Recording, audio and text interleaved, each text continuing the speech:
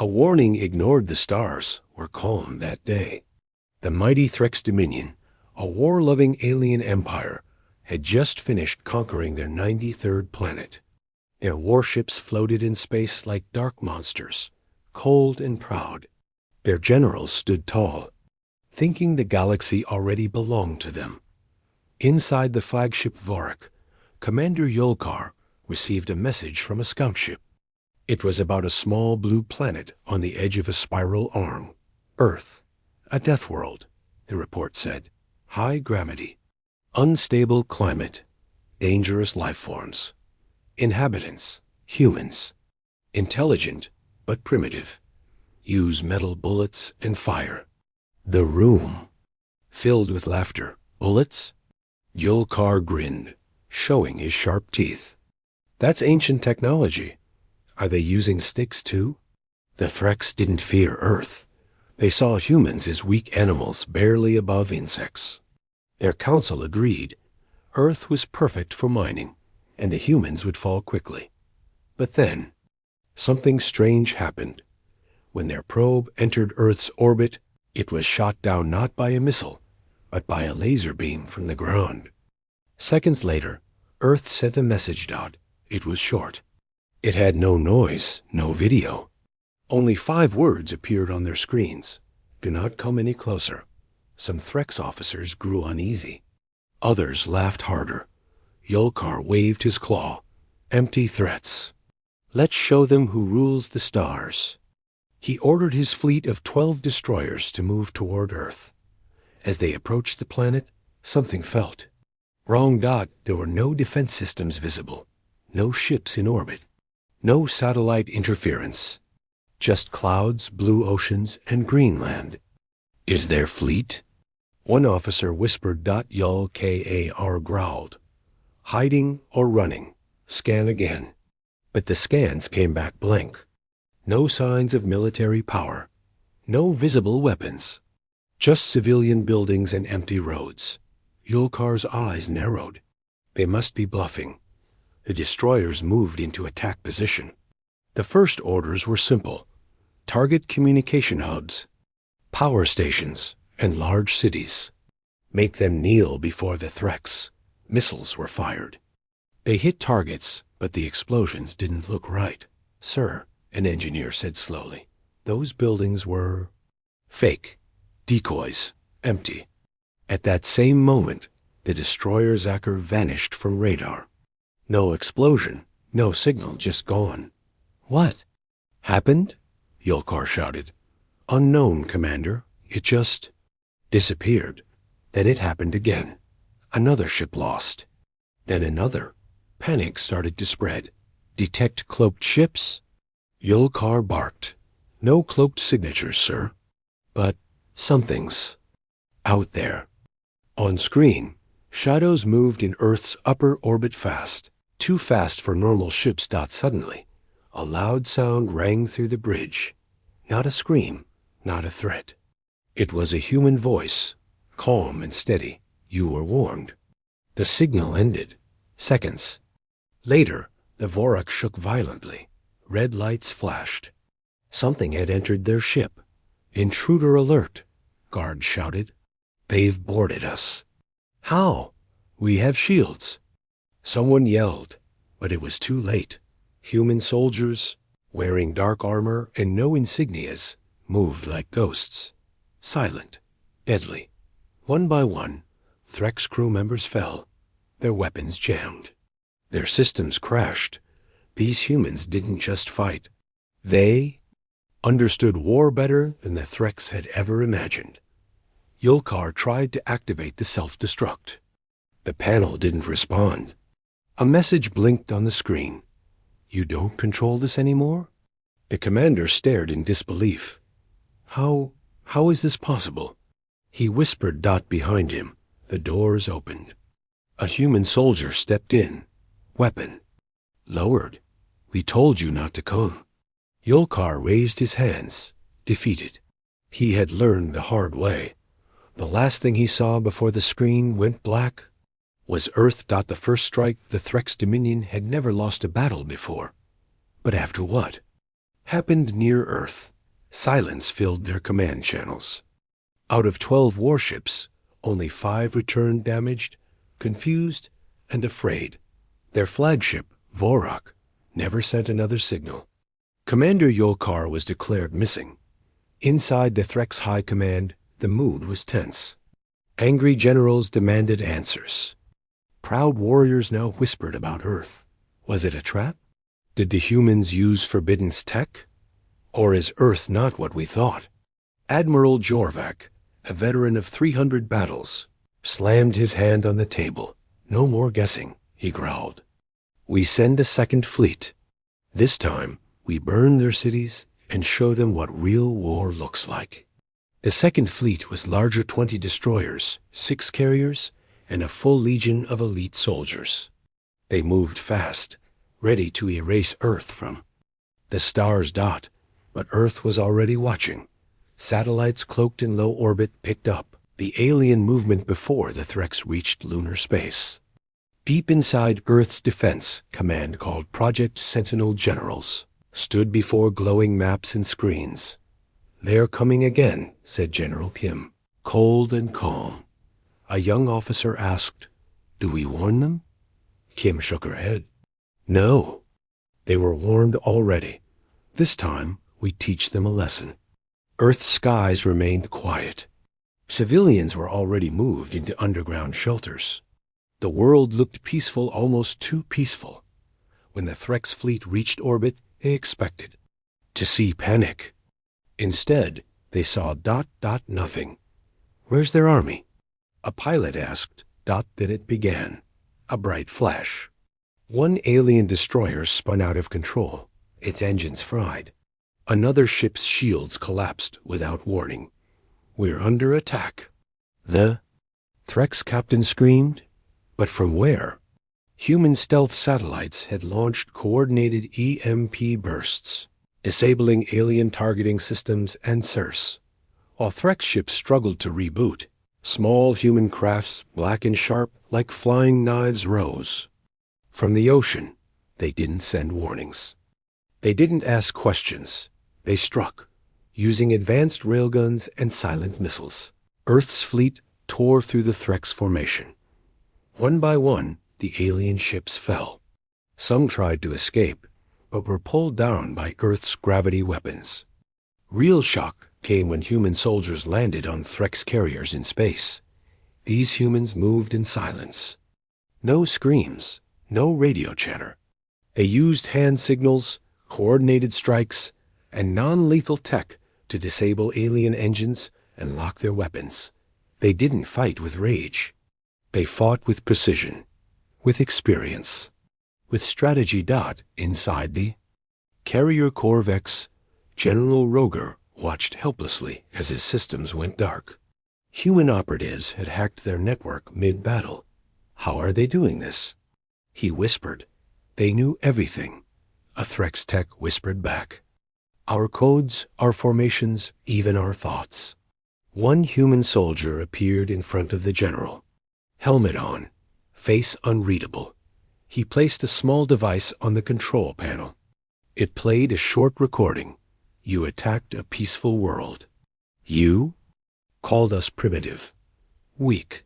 But now you see humanity does not fight for conquest. We fight to end wars. Then the soldier disappeared as quickly as he came. A few minutes later, the ship powered down completely. Roger could do nothing but watch Earth's blue curve slowly rise outside the window. Back at Project Sentinel, General Kim received word. The alien fleet has been disabled. Casualties on our side, 0. She nodded once. Good. Begin phase. 2.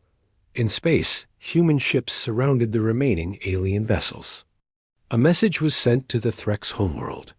A video appeared on every Threx screen. It showed their entire second fleet floating, powerless, silent, surrounded by Earth's war machines. Then a human voice spoke. "We gave you a warning. This was your first lesson. If you return, you won't get a second." The Ghost Protocol of the galaxy was shocked. For the first time in centuries, the Threx Dominion had been defeated. Not by numbers, not by technology, but by something far more terrifying: human strategy. And now, they had vanished, back on the Threx homeworld. Fear spread through every level of command. The council sat in silence. Reports showed that the Second Fleet was not destroyed, but trapped, cut off, useless. No war signals, no responses, no bodies, one official whispered. Then where are the humans now? Another asked. High General Korth finally spoke. We must understand them. We need to know how they did this. So they sent an elite investigation team: scientists, spies, and hunters to Earth. Their job was simple: land quietly, explore human lands, and bring back information. They called this mission Silent Flame.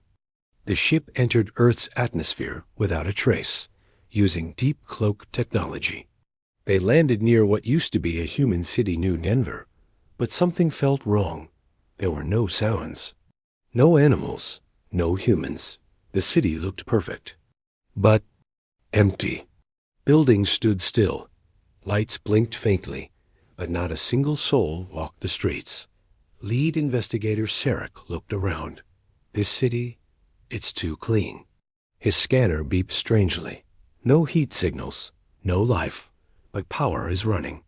They entered a building, what looked like a school. Desks were in place. Food still on trays in the cafeteria, but all of it was cold, dead. One of the Threx touched a device near the wall. It turned on. A human child's voice echoed. Welcome. You're too late. Suddenly, all scanners shut down. Their weapons blinked. Red. Maps turned blank. The building's doors locked. Then Dash whispers in the dark. Not voices, recordings, sounds of footsteps. Metal dragging. Machinery humming. Sirach ordered the team to move out, but the streets outside had changed. Roads didn't match their earlier map. Buildings shifted. How is this possible? One soldier shouted. They're watching us, another whispered. Drones flew above, small, invisible, recording everything. A loudspeaker activated again. You came looking for us, but we already learned everything about you. One soldier fired into the sky, but the bullet stopped mid-air, trapped in some kind of energy field. Then something even worse happened. Team members started disappearing. No screams, no blood, just gone. First the scouts, then the guards.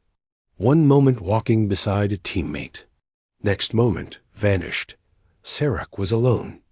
He entered a control room, lights flickering red.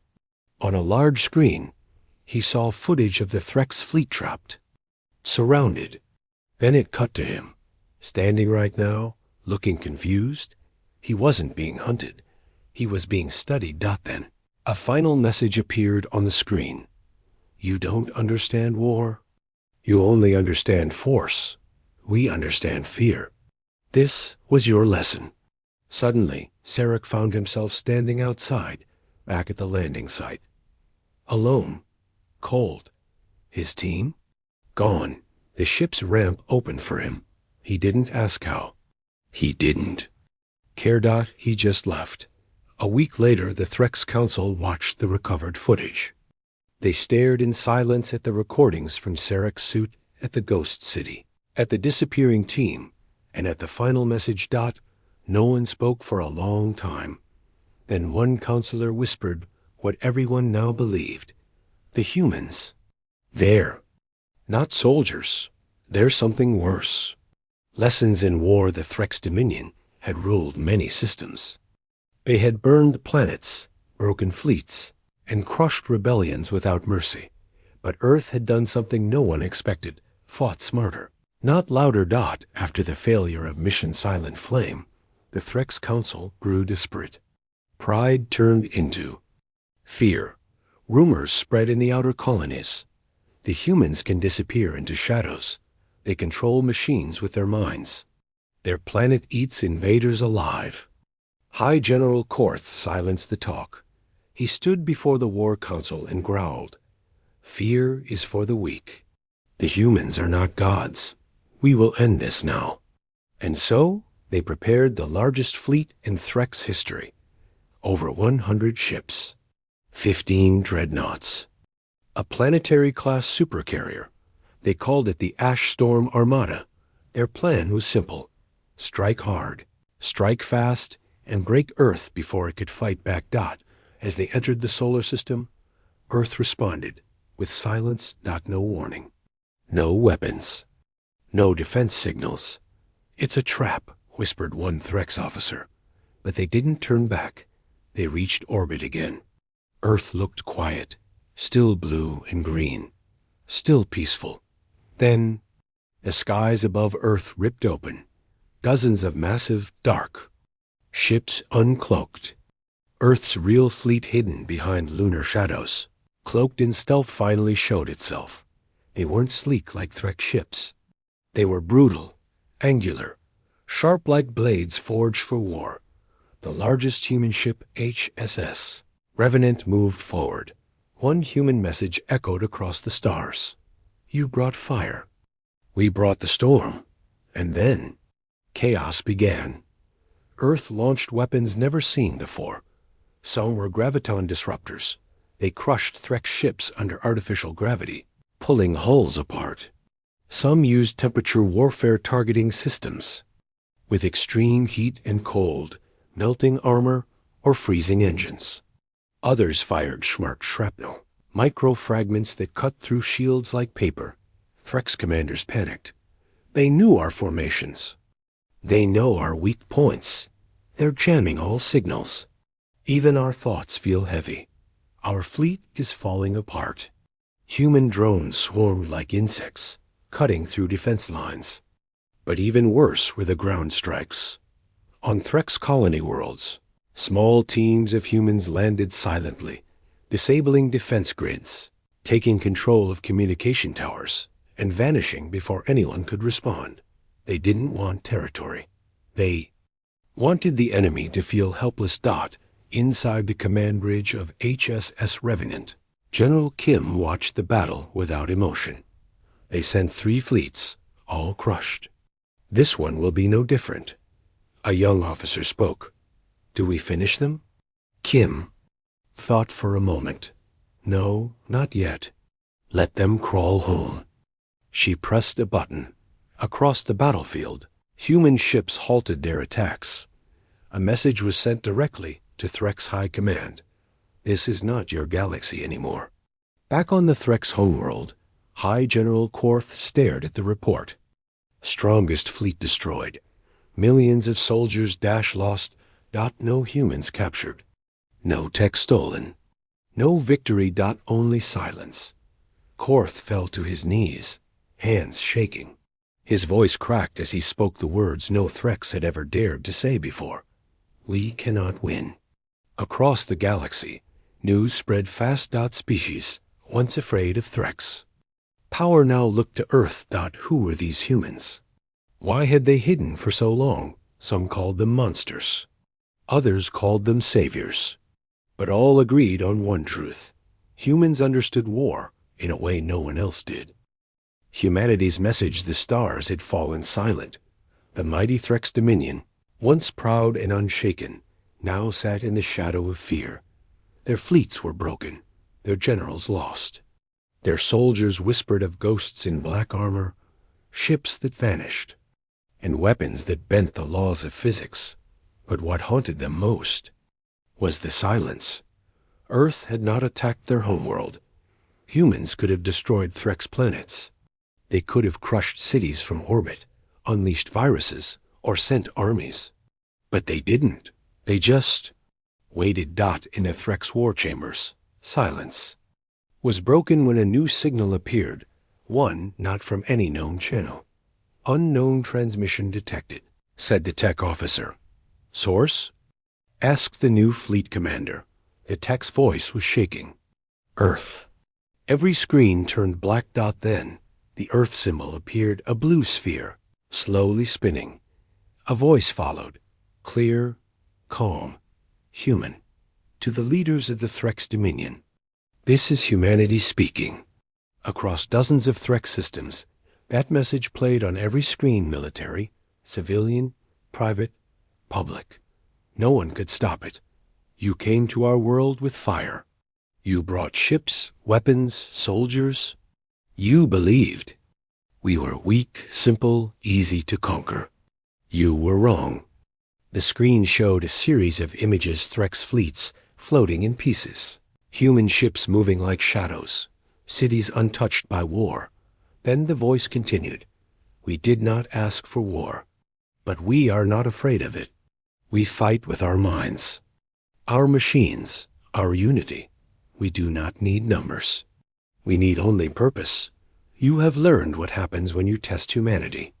There was a long pause. And came the final words. This is your last warning. Do not return. Do not follow. Stay away or face extinction. The screen blinked off. On every Threx world, the people sat frozen. Some cried, some screamed. Others just turned off their screens and walked away in silence. High Command couldn't respond. Their communication network had been locked by Earth. Even after the message ended, they couldn't send signals for 6 entire hours. It was no longer a war. It was a lesson. Back on Earth, General Kim watched the stars from a glass window inside Project Sentinel. A younger officer walked beside her. Do you think they'll listen this time? Kim didn't look away. They will. And if they don't? Kim finally turned. Her eyes were steady. Then we remind them why Earth was called a death world long before we had ships. Above Earth, the HSS Revenant returned to shadow mode, vanishing from the sky, leaving only blue oceans and quiet clouds behind. Peace had returned, but the galaxy now understood. Humanity did not need to rule. They only needed to be left alone. The legend of Earth years passed. The galaxy moved forward, but it never forgot what happened near the blue planet called Earth. The Threx Dominion was no longer feared. Their war fleets were smaller. Their leaders spoke carefully now. Their empire had survived, but its pride had not. Inside Threx schools, the maps were changed. A wide, empty circle surrounded Earth's star system. One word was written there in bold red letters: unreachable. The students were told nothing. Just a warning. Never go near the Terran zone. The older ones, though, remembered the message. The voice. The silence that followed. Across other alien empires, things were different too. The Choron, once allies of the Threx, canceled all plans for war expansion. The Zealothi, a peaceful race, sent Earth a simple message of respect. We will never forget your mercy. The Dravians, known for testing unknown planets, erased Earth from their exploration logs, that no one dared to send a ship there again. And yet, stories continued to spread, whispers in deep space stations. Tales told by old soldiers in forgotten bars, legends of human soldiers who moved like shadows, of machines that thought faster than minds, of a planet that didn't fear death but understood it better than anyone. Some said Earth had built weapons that could destroy stars. Others believed humans had created as that controlled time. A few even claimed the humans were not fully organic anymore. Something more, something darker. No one knew the truth, and Earth never answered. Back on Earth, cities glowed again. Skies were blue. Children laughed. Families lived in peace. The war had ended, and no invader had returned. Inside a quiet mountain base, General Kim stood before a screen that watched the stars. An officer approached. No signs of any ships near. The Terran border. Kim nodded. Good. Let them forget us. The officer smiled. But I don't think they ever will. Kim didn't respond. She just stared at the stars. In the end, Earth never built an empire. It didn't conquer or expand, but its name echoed across the galaxy in silence, not spoken in fear, but in respect, not because humans were the strongest, but because they proved something far greater. In a galaxy full of warriors, Humans were the masters of war. The end